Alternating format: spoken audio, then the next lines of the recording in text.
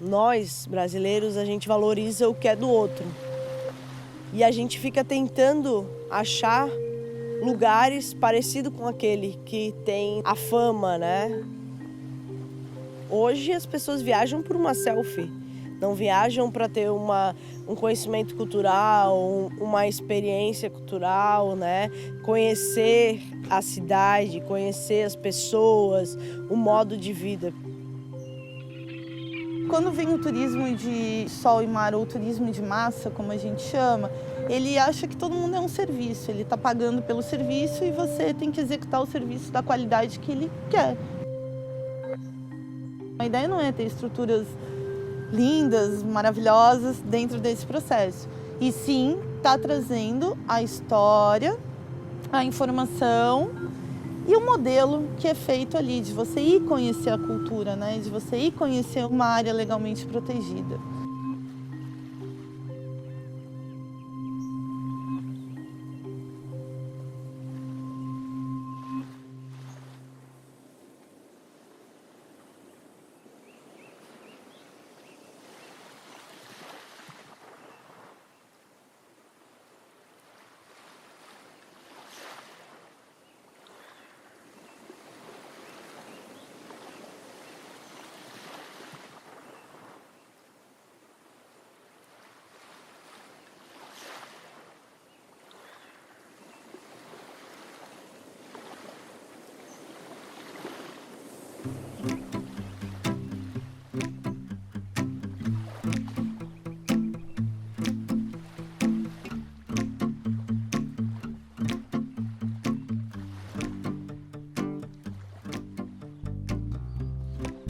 Todos os visitantes que chegam na ilha, eles são recepcionados pelos monitores, né?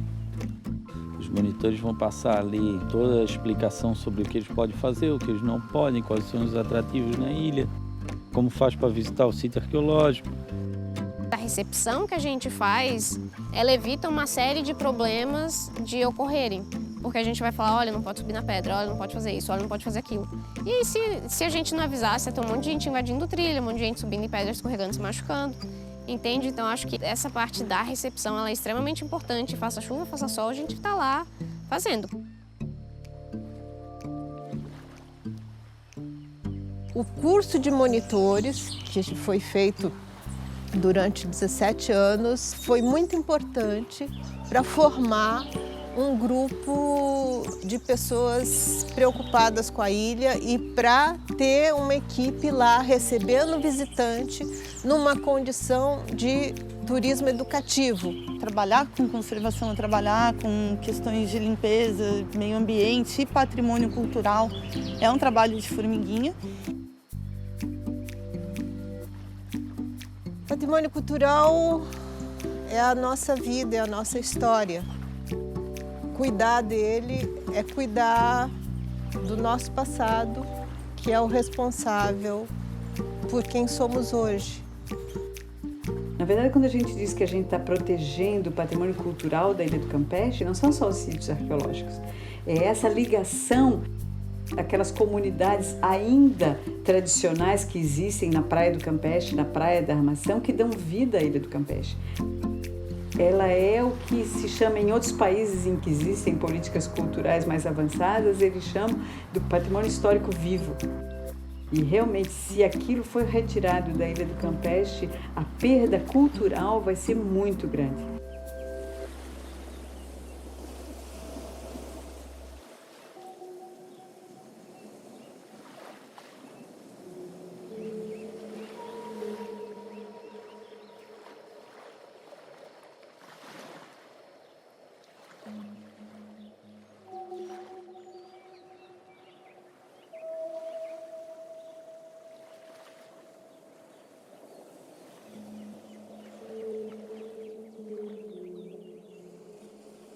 O nome armação de baleia veio de armar a caça, ou seja, preparar as estruturas necessárias para a caça de baleia. Essa armação passou por 3 nomes. Armação de Santana, em homenagem à Santa Padroeira. Armação da Lagoinha, por causa da Lagoa do Peri. E hoje a armação do Pântano do Sul, que o município é Pântano do Sul, distrito.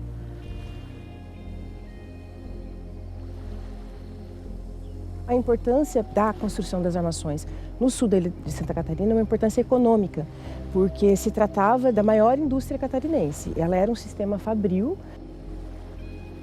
Todas as estruturas construídas ali eram para atender uma atividade comercial, cujo objetivo era produzir o azeite de baleia que abastecia Florianópolis e toda Santa Catarina. O excedente ia para Lisboa e para os Açores para iluminar essas cidades.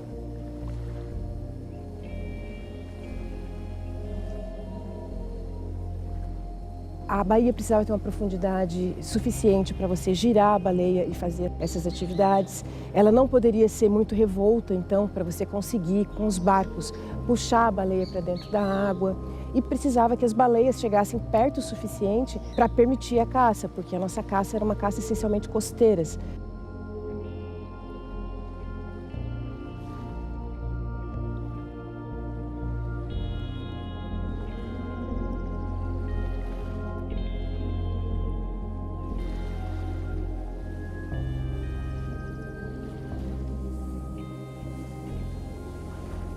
Apesar desse processo de caça-baleia no Brasil colonial ter se acabado naquele período, esse conhecimento permaneceu na comunidade com algumas famílias e no século XX a gente presenciou aqui em Santa Catarina um retorno da caça da baleia com métodos e técnicas diferentes desses métodos e técnicas que aconteciam no século XVIII.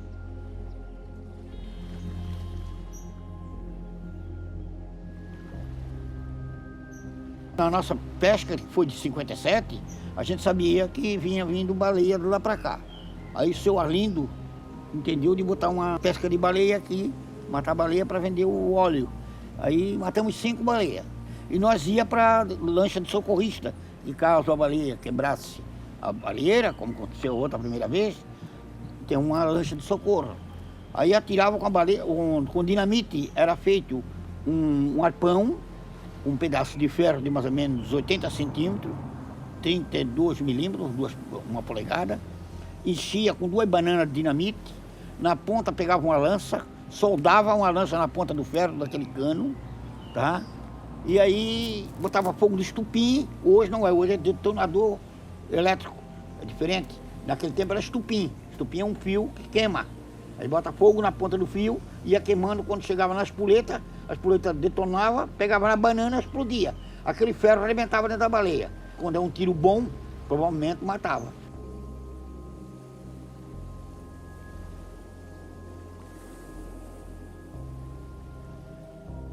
Em períodos de ressaca, na areia da praia da Ilha do Campeche são encontrados vários ossos e outros vestígios relacionados a esse período.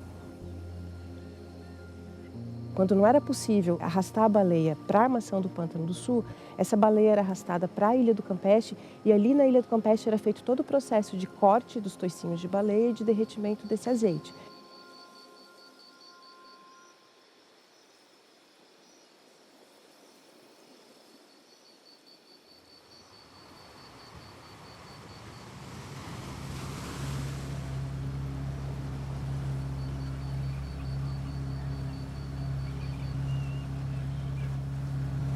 Geralmente ele acorda lá pelas 4h30, 5 horas da manhã. Acordo, primeira coisa eu vou na rua, dou uma olhada, ver se tem vento.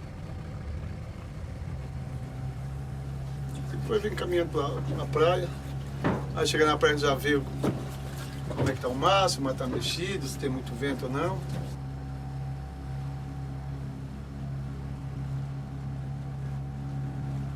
Eu amo a pesca, eu amo a pesca. Ali eu me sinto tranquilo, não tem ninguém para me incomodar, não tenho estresse. Com o tempo ruim tu não sai, só vai com o tempo bom. Chega lá fora, tu escuta o barulho do mar, às vezes um passarinho cantando uma gaivota, outro passarinho, tu olha às vezes até um peixe pulando fora d'água.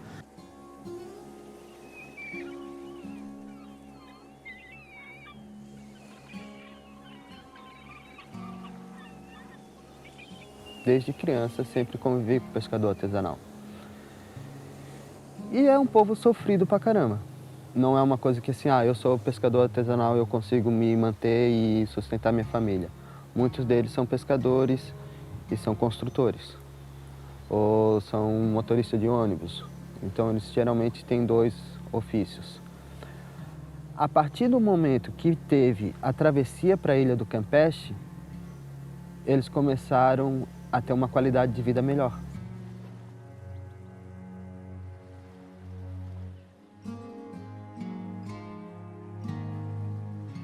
Não tem incentivo na pesca, né, pelos órgãos públicos. Então, o pessoal hoje, a maioria, está sobrevivendo do passeio de barco. A pesca é complementar, né? A gente não vai deixar nossas raízes que criamos na pesca, né? Mas a pesca hoje está muito ruim, muito fraca.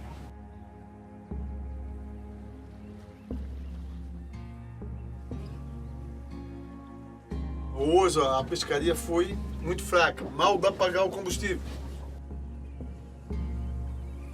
O fundo do mar está muito pobre. Tu vê aqui fora 40, 50 barcos de camarão arrastando direto no fundo, limpando o fundo do mar. Barco de arrasto tanto mato filhote como mato grande. O que é bom, tu põe pro porão. O que não presta, tu só abre o porta-ló e ó, com a pá joga tudo para fora. Se você dá um estímulo à pesca industrial de forma desenfreada, esses impactos a gente já observa na Ilha do Campeche. Quantas vezes você viu o atuneiro pescando escaviva lá? Manjuvinha, que é a cadeia alimentar do peixe, hoje em dia está se acabando, porque o atuneiro pega tudo para pescar o atum. Aí não tem a comida dos peixes, o peixe não vem para a costa. É uma biomassa que podia estar sendo enriquecida localmente. Você podia ver mais espécies de peixes na Ilha do Campeche se não fosse essa pesca de atuneiros ao redor. Hoje é tudo barco de ferro, barco grande para 200, 200 e poucos toneladas, barco até para 320 toneladas. Um barco desse é frigorífico, ele fica lá fora, bota âncora e deixa bater. Então isso aí para nós é desvantagem.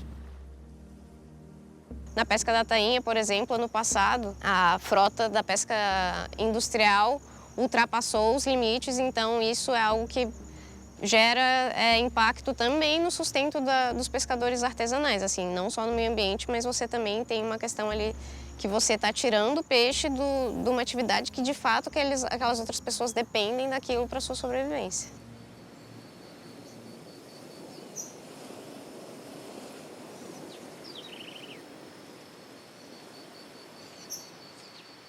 A Associação Couto, ela tem uma história bastante peculiar e antiga junto com a Ilha do Campeche.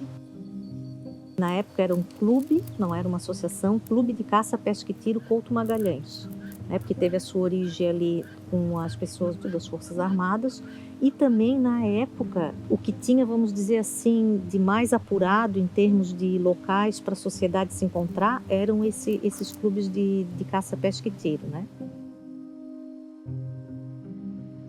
Na época, então, lá em 1942, foi o momento, então, em que esse clube de caça, pesca e tiro, ele teve personalidade jurídica, né? Ele foi formalizado, recebeu um CNPJ e recebeu, então, essa concessão da Ilha do Campeche. Depois, com a mudança da sociedade para valores mais ecológicos, ambientais e tudo, esse clube migrou, então ele se transformou na Associação Couto Magalhães de Preservação da Ilha do Campeche. Eu tenho certeza que se não tivesse a Associação Couto com a concessão da ilha, uma associação de preservação, hoje aquilo já seria um grande resort, um grande hotel e a população não iria poder chegar, né? No caso da Ilha do Campeche, como nós temos ali petroglifos e inscrições rupestres, nós temos uma obrigação ética e moral, além de uma obrigação legal, de dar condição que as pessoas tenham acesso para conhecer.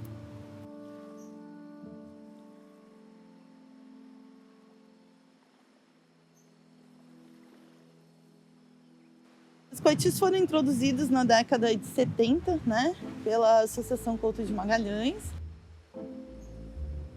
Eles foram levados com dois objetivos, né? Ali na ilha tem muito escorpião e aranha, então eles foram levados com esse objetivo de ser predador do escorpião e aranha. E num caso de que ficasse um longo tempo sem poder sair, sem poder entrar na ilha, as pessoas também colocaram ali com o interesse de, se tivesse algum problema, poder se alimentar do animal, né?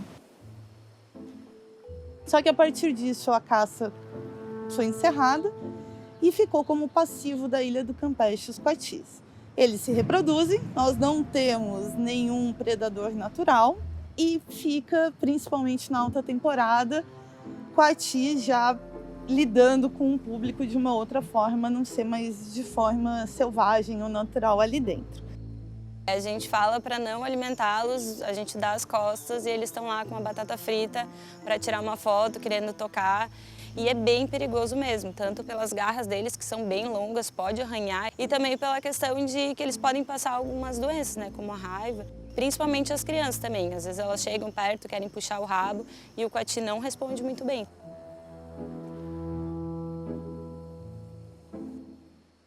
Ele rouba a comida do visitante e ele leva essa embalagem para dentro da vegetação, um lugar que é de difícil acesso muitas vezes. Então, se não é um monitor indo lá fazer essa limpeza, aquele resíduo vai passar anos ali e vai estar impactando a ilha, que é um ecossistema super importante, é um patrimônio.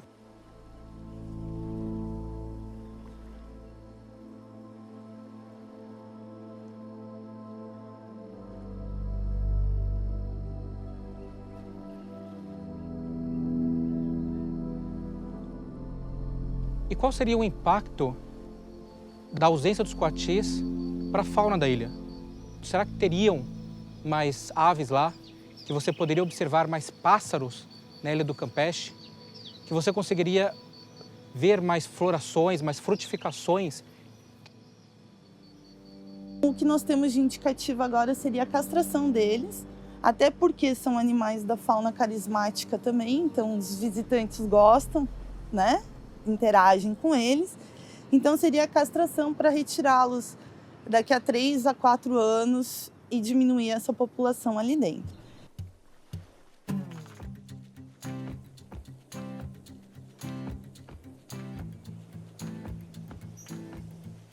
A atividade turística aqui em Florianópolis se inicia no final da década de 70, início da década de 80, com a chegada dos surfistas através da BR-101, que abriu os caminhos para os novos turistas, vamos dizer assim, na verdade, os primeiros turistas, né, da ilha chegaram em busca das belas ondas.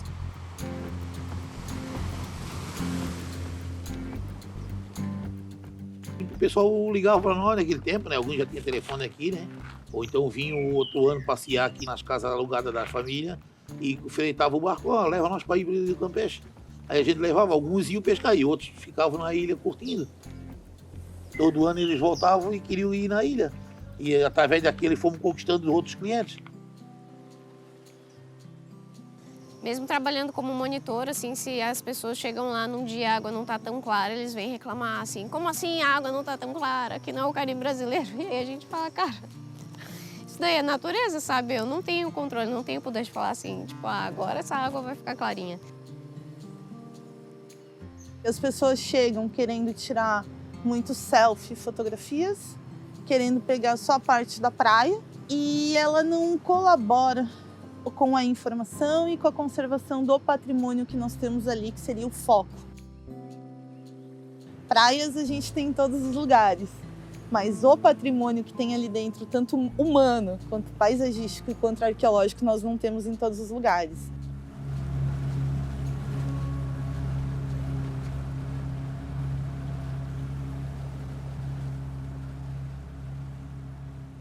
Quando a ilha começou a despertar o interesse turístico, para a Associação Couto foi uma coisa um pouco chocante, porque simplesmente a gente via chegarem barcos e barcos de pessoas na ilha que iam entrando, né, invadindo ali a ilha e muitas vezes com atitudes que não deveriam ser aquelas, né, de jogar lixo, escrever nas pedras, né, e a gente começou a se ver impotente perante a isso, né, o que fazer? Às vezes tu levava num dia, só voltava no outro, podia acampar na ilha. Havia uma desordem muito grande, havia barracas por todos os cantos, havia roupas penduradas, cangas penduradas. A gente também já pedia, nós mesmos, assim, não, vamos parar porque vai com uma hora pegar fogo na ilha, coisa. Aí também dava muito trabalho, tinha que levar isopor com gelo, churrasqueira, carne, tudo para lá. Muitos turistas queriam fazer, né? Então a gente levava, porque a gente não podia perder esse dinheiro. Então, na época, a associação começou a procurar os órgãos públicos, né? Na época IPHAN e Ministério Público para ver o que seria possível fazer para então proteger a ilha daquilo, né, daquele turismo desordenado que estava ocorrendo.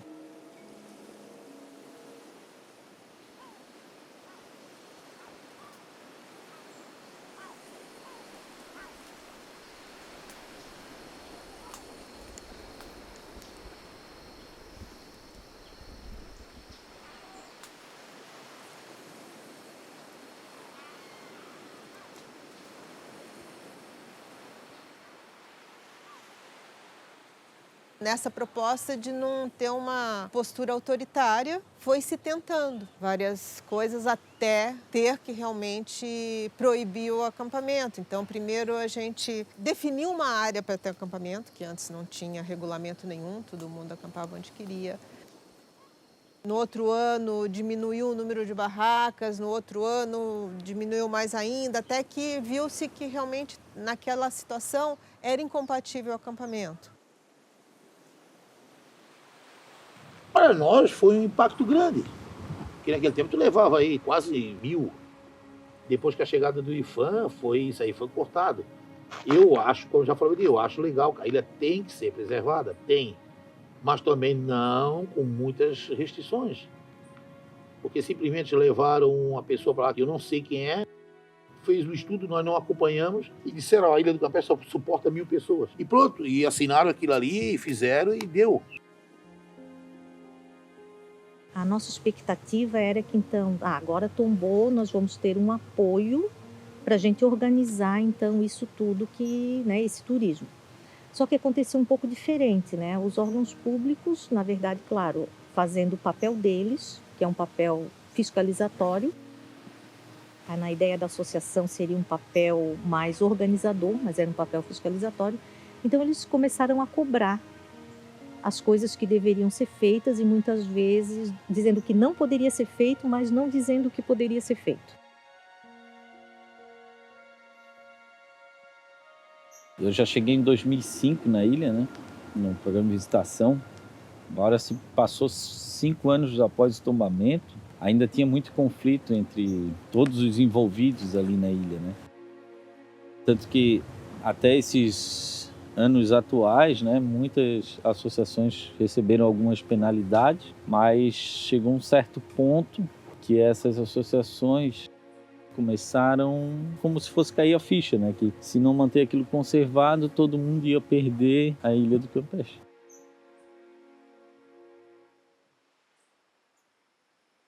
E é importante assim que isso não é assim o órgão público é o correto e a comunidade é incorreta, né? Eu acho que está havendo um processo de evolução de todos os lados, de todas as entidades. À primeira vista, sim, parece ser uma grande dificuldade. Esse monte de atores, todo mundo junto, e tu olha assim, isso não vai dar certo. Mas aí tu começa a perceber como que a galera trabalha, como que isso é interessante, como que a galera tem que se adaptar a isso, que tu diz, pô, que legal que é assim, né, cara? Com certeza a Ilha do Campeche é o ponto comum entre todo mundo, né? Então, a partir disso, você vem trazendo a parte técnica, a parte histórica, a parte emotiva para dentro de um processo. E nós estamos falando aí do universo diretamente dentro dessa gestão da ilha, dentro da conservação da ilha, de no mínimo 100 pessoas.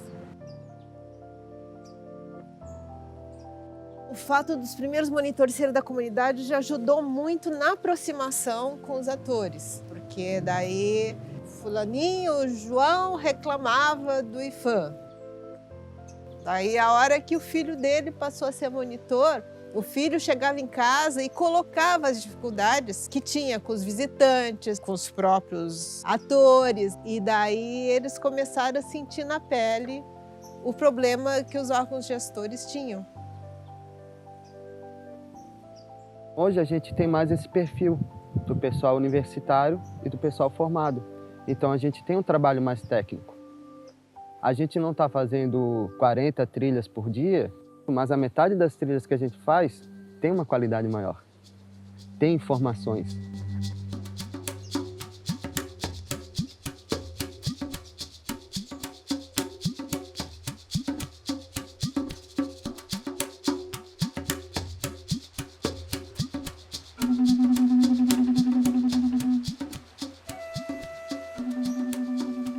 relação a todo o sul do Brasil, a Ilha do Campeche é o local onde se tem maior número de registros arqueológicos em um único local. Ultrapassa até mesmo a Ilha de Florianópolis inteira de quantidade de sítios em um único lugar. É um local muito, muito, muito importante e significativo, né?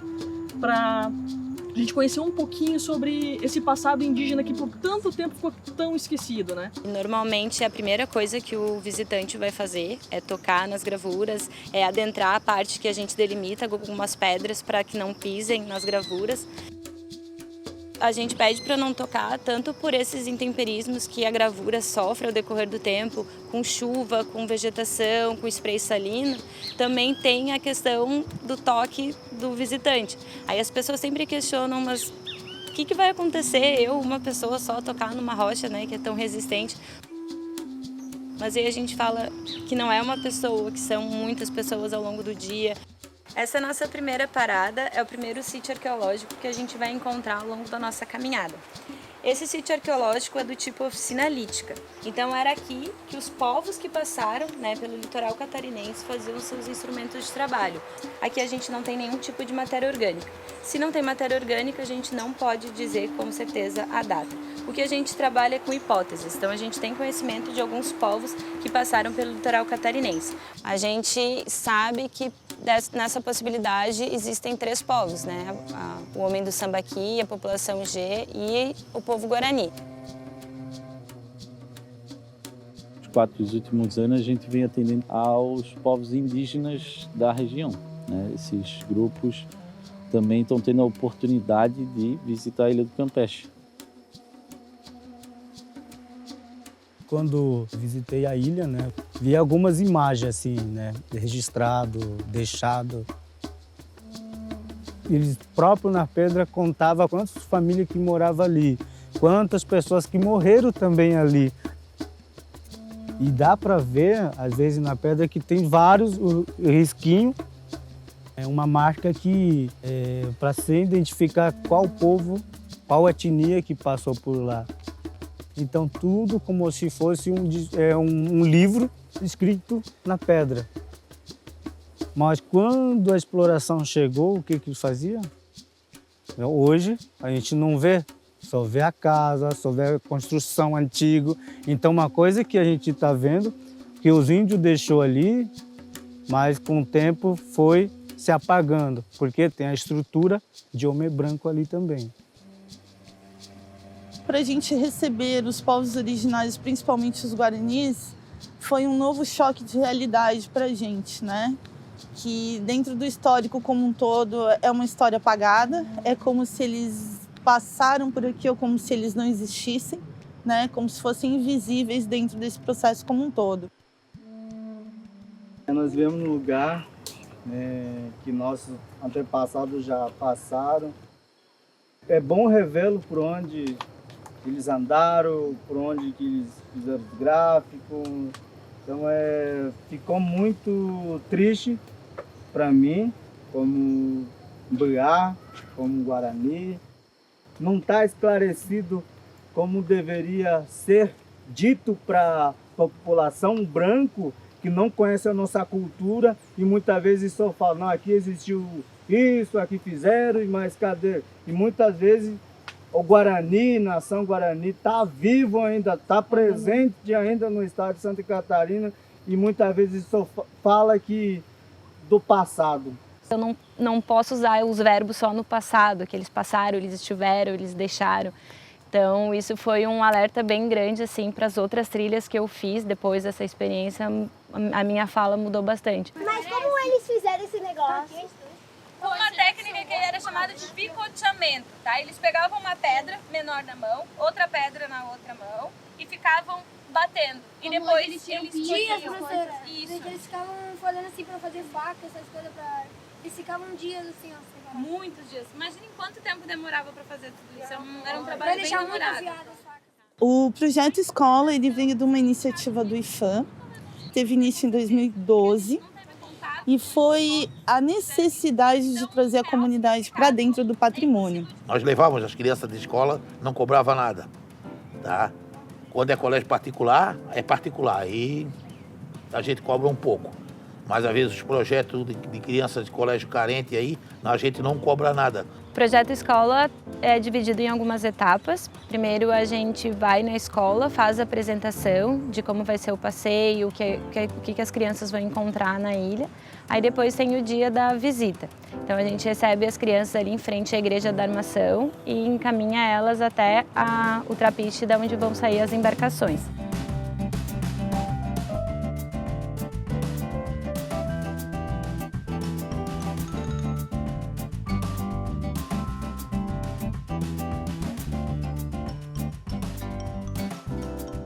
Elas têm uma curiosidade muito grande. É diferente de trabalhar com os adultos, que ficam um pouco meio envergonhados de fazer alguns questionamentos, as crianças perguntam, participam. Elas vão longe, assim, com a imaginação delas. Então, é bem nessa época, né, que é uma idade muito fértil, assim, para a gente semear ideias boas, né, de ter essa educação ambiental, conscientização. Então, a gente tenta trazer elas para o mundo da Ilha do Campeche para ver como essa questão de intimidade. Com essa urbanização, às vezes as crianças não têm uma noção muito grande de que os alimentos delas, da onde vem, elas acham que vem do supermercado, então está se perdendo um pouco essa ligação com a natureza. Então quando a gente vai lá na ilha, que a gente fala de todo o equilíbrio, a gente tenta mostrar num ambiente frágil, que é a Ilha do Campeche, mas que a mesma realidade ali pode acontecer em qualquer outro lugar que tiver alguma alteração. Eu achei um lugar muito bonito, que eu nunca tinha visto, só quando eu era bem pequenininha. E eu gostei muito, achei um lugar muito bonito. E eu gostei muito das marcas que estavam lá nas pedras. É um patrimônio aqui da Ilha de Santa Catarina, né? Que a gente... É bom aprender, né? É a primeira vez que eu venho, é uma oportunidade para mim, né? Eu aprendi que se a gente não preservar, pode virar uma matança. Mas se a gente cuidar das coisas, a gente pode ter tudo. Tanto que a ilha é muito bonita por isso. A gente aprendeu que a gente pode cuidar do meio ambiente sem precisar de muito esforço. E a gente aprendeu o nome de novas árvores, aprendemos sobre os animais que vivem aqui. Ele falou que na época, assim, o conceito deles não era muito de arte, né? Hoje, para nós, é uma arte, mas naquela época, para eles, o conceito não era arte. Então, ele fala que é tipo um registro rupestre. É que é um lugar limpo, né? Que as pessoas sabem cuidar, que elas têm que cuidar até, e que a cor da água é muito linda. O principal ecossistema marinho que a gente tem ali na Ilha do Campeche é de costão rochoso. Aqui no sul a gente não tem uma temperatura que favoreça o crescimento de corais. Ali na Ilha do Campeche a gente tem 2 serviços ecossistêmicos importantes, assim, essenciais para a manutenção da ilha. O costão ele funciona como refúgio e também como um berçário de espécies de interesse econômico, então os pescadores se aproveitam do recurso pesqueiro presente lá, assim como também a gente tem então o serviço cultural e de informação que é realizado através das trilhas subaquáticas. A partir do momento que tu pega essa pessoa, tira ela da zona de conforto dela, leva ela para baixo d'água e diz, olha o que tem aqui, e apresenta algo totalmente novo para a pessoa, ela começa a entender um pouco melhor o porquê preservar aquilo. Eu já começo falando que é uma atividade de contemplação. Então a gente não vai fazer mais nada além de contemplar. Então a gente vai entrar num ecossistema novo e a gente vai tentar fazer parte daquilo sem tentar causar nenhum impacto. Então eu sempre falo para não tocar em nada, não mexer, não tem por que a gente tirar alguma coisa do lugar onde está.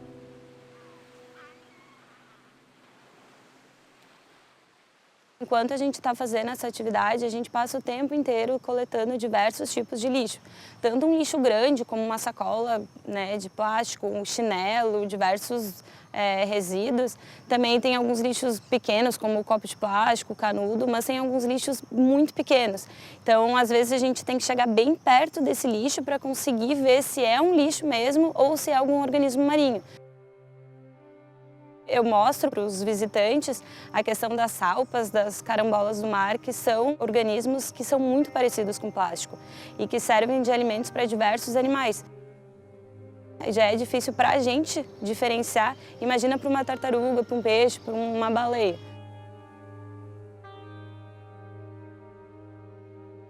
O grande problema do plástico descartável é que ele é muito prático. Então ele tá 1 segundo na nossa mão e daqui a pouco ele não tá mais. E daí para onde que vai esse lixo? A gente sabe que o plástico ele afeta desde a saúde até a economia. Já tem estudos mostrando como a qualidade cênica das praias são afetadas pela poluição marinha e como isso está impactando a nossa economia. O que pode acontecer em Floripa, por exemplo, se os turistas começarem a perceber que as praias estão ficando poluídas, eles vão deixar de vir para cá. Isso só não acontece na ilha porque a gente faz a limpeza, mas imagina se a gente deixasse a praia da ilha suja. A própria cidade, Florianópolis, está com um projeto muito legal, que é Floripa Sem Plástico. Os nossos governantes entenderam a necessidade desse processo, principalmente baseado na conscientização das pessoas. Somos uma cidade turística, então vamos ter que fazer alguma coisa. Para a Ilha do Campeche, que nós não temos coleta de resíduos, nós temos os patis e nós temos uma alta demanda de visitação. Além do mar que chega com a própria maré e que traz todos os resíduos que estão dentro da praia, se a gente conseguir retirar o plástico de dentro das operações comerciais ali, já seria um excelente progresso para dentro do processo como um todo. Eu acredito que se o visitante chegar na ilha e não tiver canudo plástico, já vai fazer ele pensar no problema, sabe? Por que não tem? E daí ele pode ser educado a entender por que não tem. Mesmo todos os visitantes que chegam na ilha recebendo a informação de que o resíduo que ele produzir tem que retornar com ele todos os dias, sem exceção, no final do dia vai ter um resíduo que foi deixado de propósito. A gente tinha lixeiras na ilha toda. Então, os visitantes se sentiam eximidos de qualquer responsabilidade com o próprio lixo a partir do momento que ele coloca o lixo na lixeira. Então, quando chegava no fim do dia, a gente tinha um monte de lixeira transbordando, né? E a gente teria que ter uma equipe imensa para dar conta de ficar esvaziando isso. É muito triste saber que uma pessoa não tem a capacidade de retornar com o próprio lixo, que é algo tão simples e que é um trabalho que ela não fez, então alguém vai ter que fazer por ela.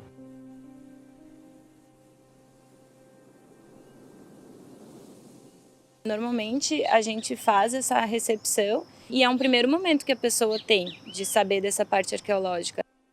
Chegou na ilha, fez a viagem inteira, se planejou e ela vai saber da parte arqueológica quando ela chega na ilha e é recepcionada pelos monitores, né? Então eu acho que começa dessa divulgação, ser uma divulgação justa com um patrimônio tão importante em âmbito nacional que a gente tem aqui.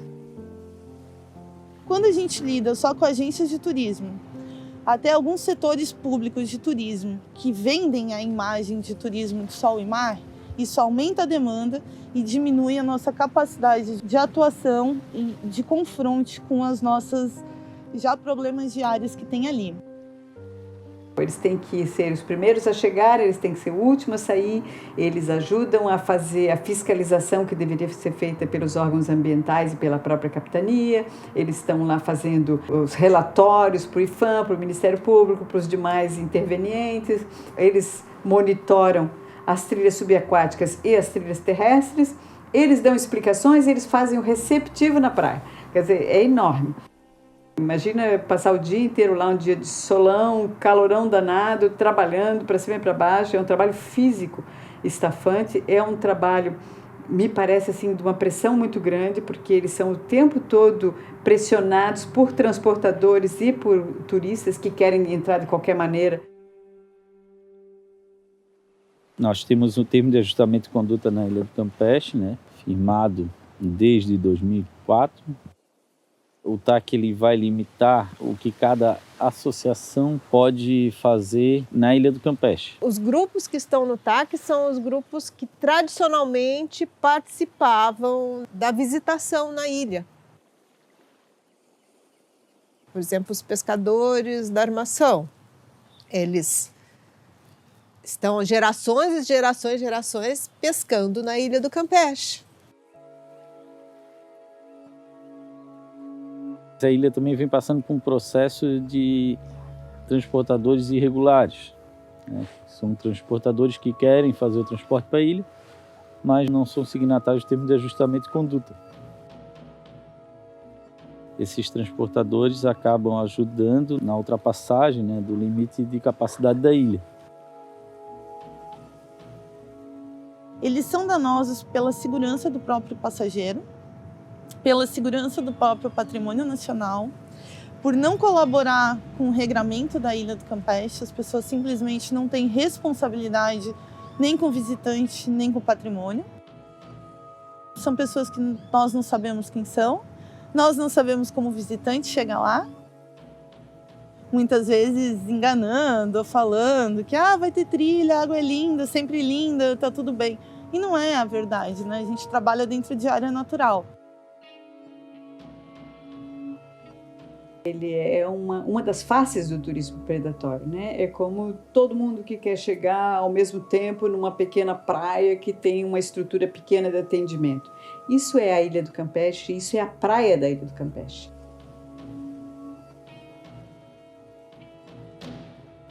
Muitas vezes os monitores sofrem algumas ameaças por parte desses transportadores, né? Eu, inclusive, já recebi várias ameaças, né? É pesado, né? Algo que acaba afetando, dependendo da pessoa, né? Deixando a pessoa muito tensa, né? Muito preocupada. É uma falta de entendimento, é uma falta de respeito com o trabalho que é executado ali. E tu não tem como chegar até eles e trocar uma ideia e conversar. Olha, por favor, vocês entendem o trabalho que é feito ali.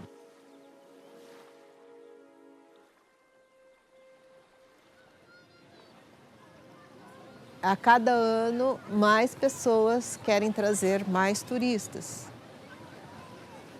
As pessoas não estão percebendo como isso pode estar criando uma situação de que daqui a pouco tempo não se possa mais levar ninguém para a ilha, né? Porque a ilha já vai estar degradada e os turistas não vão se interessar por esse lugar. Muitas vezes a gente vê que tem uma tendência, às vezes, da sociedade em olhar os locais como uma fonte de recurso. Eu sou economista, eu não sou contra a geração de emprego e renda, muito pelo contrário. Mas ali, como é um local muito particular, em primeiro lugar, antes disso, tem que vir a preservação da ilha. Eu vejo assim que outros países valorizam o seu patrimônio, enquanto a gente não consegue.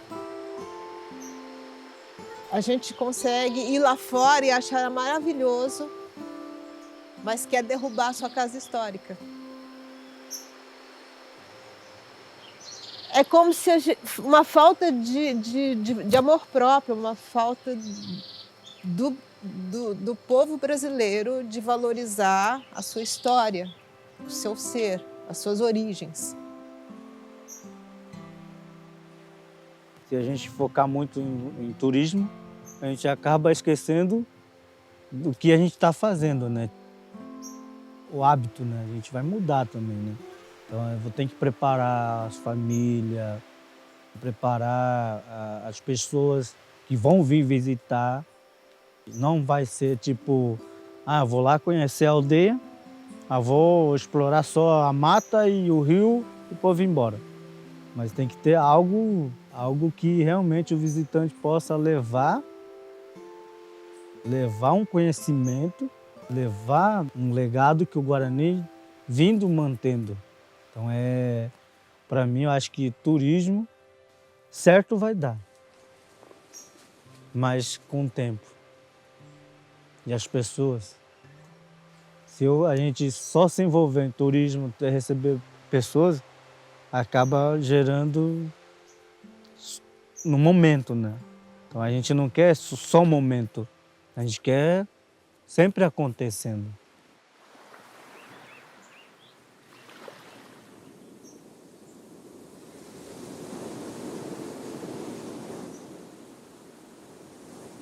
Quando o IPHAN pediu o tombamento da ilha, tentaram fazer isso, mas naquela época o conflito era muito maior, né? E todo mundo estava com medo de perder a ilha. Pô, vão tirar a gente daqui. A comunidade entrou muito mais na defensiva. Agora é um momento que a gente está vivendo que a comunidade já entendeu. Todo mundo quer que eles fiquem ali.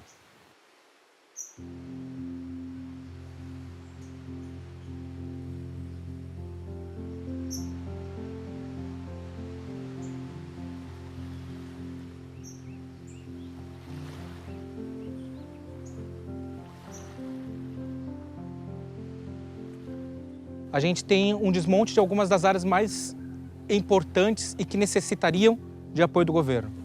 Meio ambiente, cultura, educação. Tudo isso aí impacta diretamente na Ilha do Campeche. Com o desmonte do sistema de cultura nacional, como é que você vai garantir verba para manutenção de patrimônios, como é a Ilha do Campeche, que é uma área tombada, que é um patrimônio, que é meu, que é teu, que é nosso? Nós estamos entrando numa nova fase de gestão do patrimônio nacional Ilha do Campeche. Antes nós tínhamos todo um preparativo dessa documentação e que os atores pudessem entender o que poderiam ou não fazer lá. E agora a gente está entrando numa outra fase que é mais direcionada à gestão dos próprios atores dentro desse processo e um pouco de afastamento do próprio órgão público.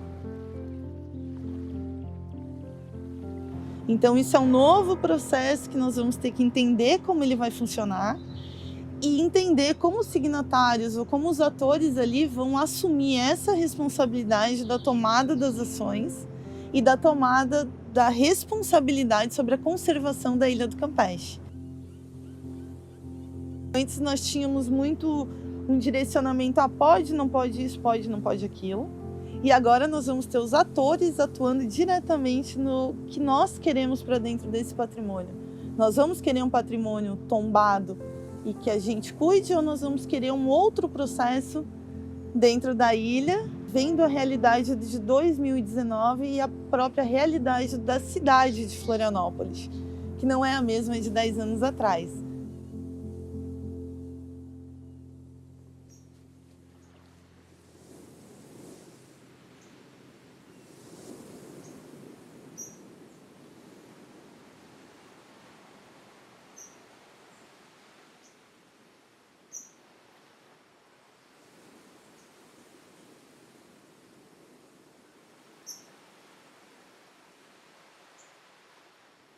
Todo mundo vai para a Ilha do Campeche, se encanta com a Ilha do Campeche. Meu Deus, olha só, que coisa linda, que coisa maravilhosa. Para mim, a Ilha do Campeche é só um lugar bonito como todos os outros. O que faz a Ilha do Campeche ser especial é as pessoas que estão lá dentro. É a convivência das pessoas que estão ali, trabalhando uma com a outra, contribuindo uma com a outra, sabe? Essa riqueza de troca de experiência.